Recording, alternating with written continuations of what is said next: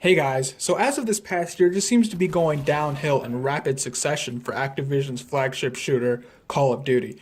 I just wanted to go through a few key moments leading us up to this period in time and give my opinions on if Call of Duty at this point is just damaged goods or if it can actually be saved. Let's begin.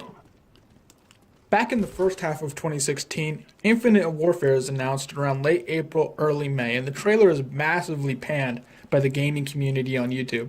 It becomes the second most disliked trailer in history, but it actually might be the first, but last I checked, it was just behind Justin Bieber's Baby, with around 3 million dislikes. Next month, Battlefield 1 is announced in May and receives acclaim across the board from the gaming community, with praise for the franchise going back to the time period of World War I and not following the trend of every shooter going into the future and space. Later in the second half of 2016, Battlefield 1 releases to universal acclaim from gamers and critics alike, with the game reaching a series high with the sales. Although I'm not sure if it's the absolute best sales in the series, Battlefield 3 or 4 might have it beat, but it's overall looking good for EA's flagship shooter franchise. 1 week later, Titanfall 2 releases with amazing reviews and is seen as the best overall shooter package of the year, with a refreshing campaign and refined multiplayer serving as a great futuristic alternative to Infinite Warfare. Just 1 week later, though, after the release of Titanfall 2, Infinite Warfare drops, with sales being down 50% compared to Black Ops 3, and critics giving the game a lukewarm reception and gamers relentlessly trashing the game at every opportunity. And on top of all the gamers being frustrated with the mishandlement of Call of Duty, so begins Activision's mistakes of adding supply drops to Call of Duty 4 Remastered, which they said would only be cosmetics, but turns out they lied, and not too long after, several new guns from past Call of Duty games are added, essentially making it pay to win. Because if you just keep paying, and paying, and paying, you're going to be able to unlock the guns other people wouldn't be able to by just playing and earning supply drops in-game. And flash forward to as of March of 2017, it is announced that the Variety Map Pack from the original Call of Duty 4 will be released for $15.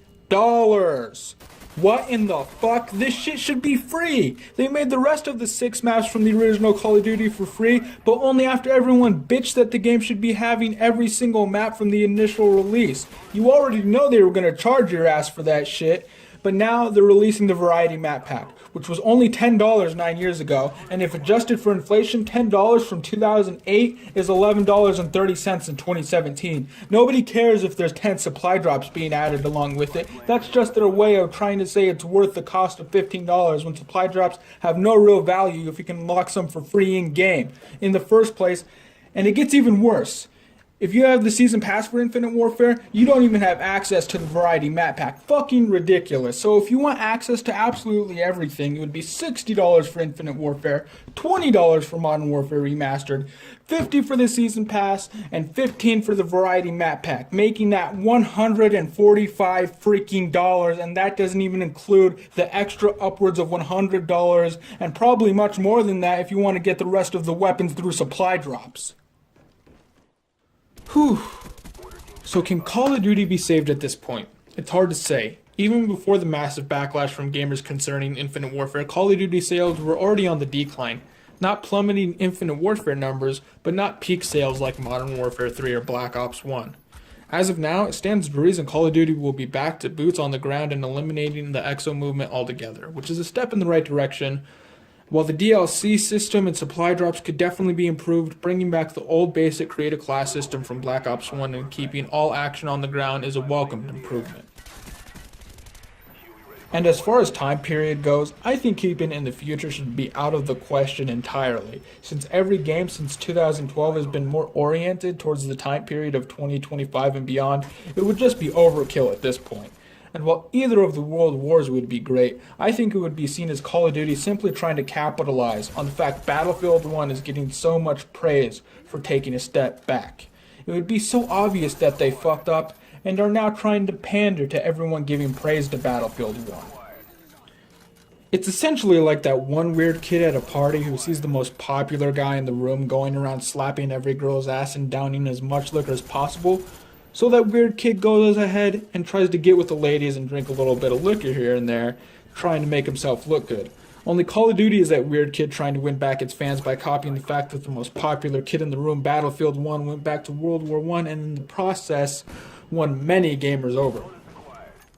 So really, a sequel to Modern Warfare 3 would be the best option at this point.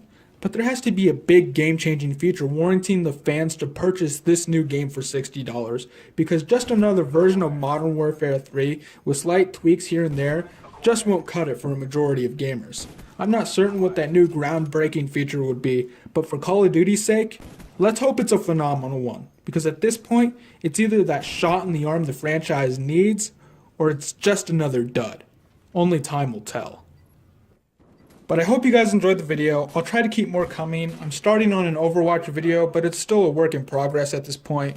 Anyways, don't forget to like, favorite, and subscribe, and you guys have a good one.